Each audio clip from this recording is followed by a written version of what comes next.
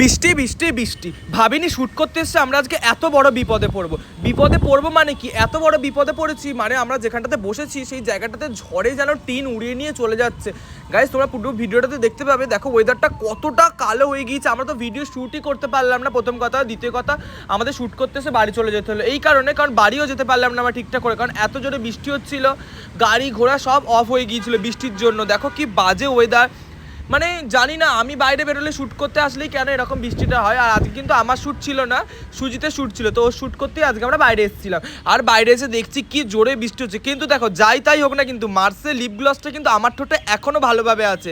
তো তোমরা যদি নিতে চাও মার্সের লিপ গ্লস অবশ্যই কিন্তু নিয়ে নাও। আর যদি লিঙ্ক চাও অবশ্যই আমাকে কমেন্ট করো, আমি কিন্তু ডিসক্রিপশন বক্সে মার্সের লিপস্টিকের মানে লিপ গ্লসের লিঙ্কটা দিয়ে দেবো। আর কি বলবো, বুঝতেই তো পারছো অবস্থাটাই খারাপ।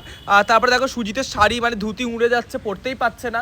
আর জানি লাস্ট পর্যন্ত আমরা ভিডিওটা ঠিকঠাক করে করতে পারবো কি না, চেষ্টা করছি আমরা ভিডিওটা করার, কিন্তু খুব টাফ ব্যাপার। এত জোরে বৃষ্টিটা এসছে, আমরা কিন্তু কিচ্ছু করতে পারছি না। তো দেখা যাক কতদূর কি করতে পারি। পরের ভিডিওতে কিন্তু তোমার সঙ্গে শেয়ার করবো যে আমরা ভিডিওটা করতে পারলাম কি না।